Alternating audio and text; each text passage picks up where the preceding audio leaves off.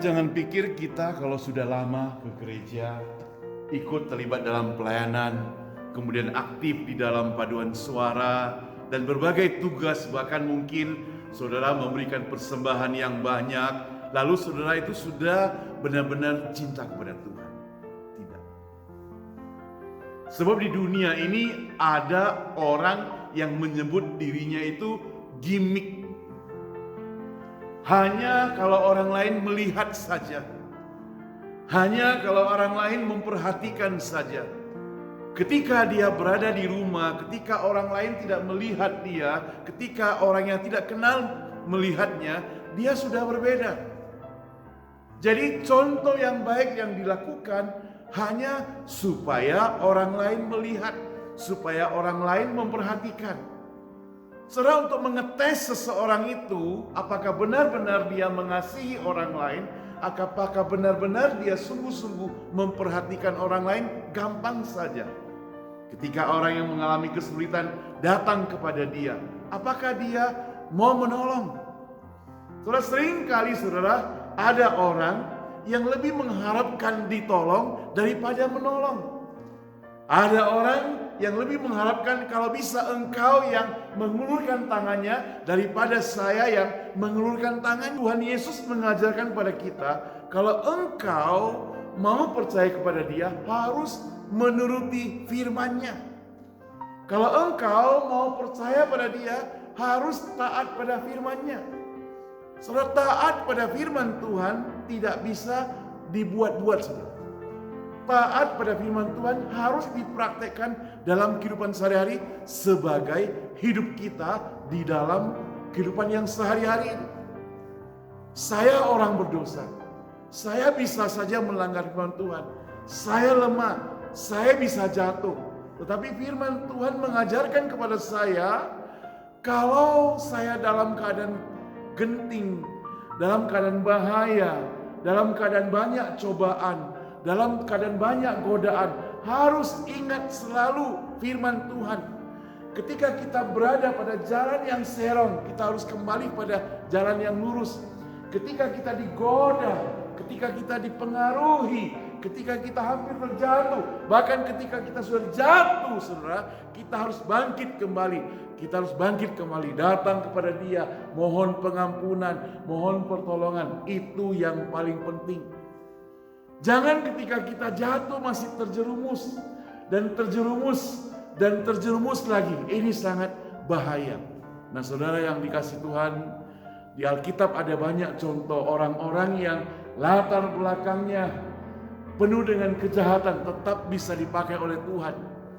Lihat saja Rasul Paulus, latar belakangnya penuh dengan kejahatan, latar belakangnya penuh dengan kekejaman. Tapi setelah dia bertobat, dia sungguh-sungguh mau percaya kepada Tuhan Allah, mau melayani Dia, mau lakukan yang terbaik buat dia. Saudara, Daud, walaupun dia dekat dengan Tuhan, kita mencatat kerinduannya adalah diam di pelataran Tuhan, dia juga bisa jatuh ke dalam dosa. Ketika dia jatuh dalam dosa, dia datang mohon pengampunan pada Tuhan. Dia mau bertobat, dia mau kembali kepada Tuhan. Katakanlah Petrus, murid yang dekat dengan Tuhan Yesus. Di saat-saat genting, dia juga mencari aman. Ketika orang berkata, bukankah engkau adalah murid Tuhan Yesus itu? Bukankah engkau adalah murid-muridnya? Bukankah engkau yang selalu dekat dengan Dia? Tetapi dia menyangkal Tuhan Yesus.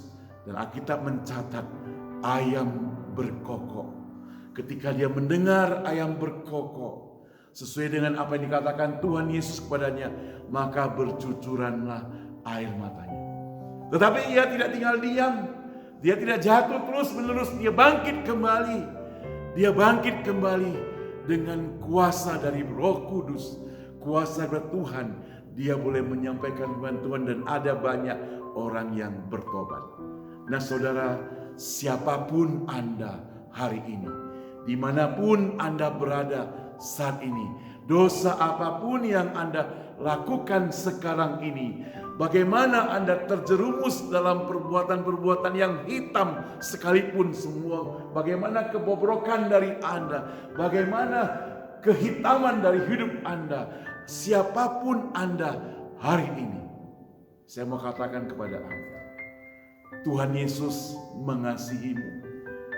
Tuhan Yesus sayang kepadamu. Tuhan Yesus mau engkau kembali kepada Dia. Tuhan Yesus ibarat seorang bapa yang anaknya sudah durhaka kepadanya, yang anaknya sudah mengambil warisan daripadanya, padahal si bapak belum meninggal dunia dan pergi ke sana berfoya-foya. Si anak sungkan untuk kembali, bahkan dia makan makanan babi, padahal bapaknya adalah kaya, bapaknya punya harta yang banyak, pembantu bapaknya saja bisa menikmati dengan sukacita makanan yang enak. Maka dia punya kerinduan untuk kembali kepada Bapa. Dia kembali kepada Bapa. Dia katakan, Bapakku, aku mau kembali kepadamu. Tidak menjadi anak pun tidak apa-apa. Menjadi pembantumu, menjadi budakmu pun tidak apa-apa. Tapi Bapa itu berkata, anakku yang aku kasihi, semenjak engkau pergi hari pertama, aku sudah menunggu engkau kembali. Aku mau engkau kembali, selalu lebarkan tangan menyambut engkau. Si bapak memeluk anaknya. Dia katakan, anakku, engkau tetap adalah anakku. Mari adakan pesta. Pergi membersihkan diri. Kita akan pesta besar menyambut anakku yang sudah terhilang. Tuhan Allah itu seperti demikian, saudara. Ketika engkau sungguh-sungguh mau kembali kepada Dia, Dia seperti seorang bapa yang menyambut engkau seperti seorang anak yang terhilang. Dosa apapun yang engkau perbuat, dalam Alkitab mengatakan merah seperti kirmisi, akan dibuat menjadi putih, saudara. Akan dibersihkan, akan dimurnikan, asalkan engkau dan saya mau bertobat. Saudara, datang kepada Dia. Datang kepada Dia dan jangan tunggu. Hari ini kita tidak bisa menyembuhkan diri. Katakan engkau berpendidikan tinggi. Katakan engkau tamat dari sekolah Amerika yang paling hebat. Katakan engkau punya jabatan yang paling tinggi, yang paling hebat. Katakan engkau punya kekayaan yang banyak. Tapi kalau Tuhan mau ambil nyawamu, malam ini juga, detik ini juga, engkau tidak dapat berbuat apa-apa. Tuhan itu berkuasa terhadap diri kita. Mari datang kepada Dia. Mari datang kepada Dia. Katakan, Yesus, aku mau mohon pengampunan kepadamu. Aku mau terima Engkau sebagai juru selamat. Aku mau mengubah hidupku.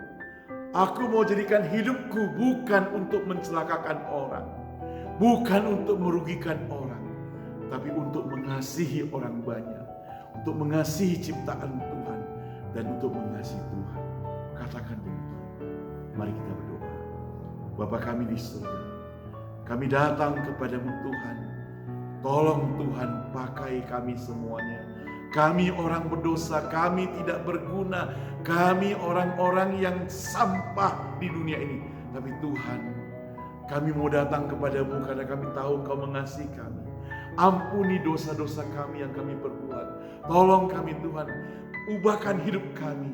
Dari yang tadi tidak berguna, menjadi berguna bagi orang lain. Berguna bagi masyarakat, berguna bagi negara kami, berguna bagi Tuhan. Oh Tuhan, tolong kami Tuhan. Dengar doa kami Tuhan. Dengar doa kami Tuhan. Di dalam nama Tuhan Yesus kami berdoa. Amin. Tuhan memberkati Anda.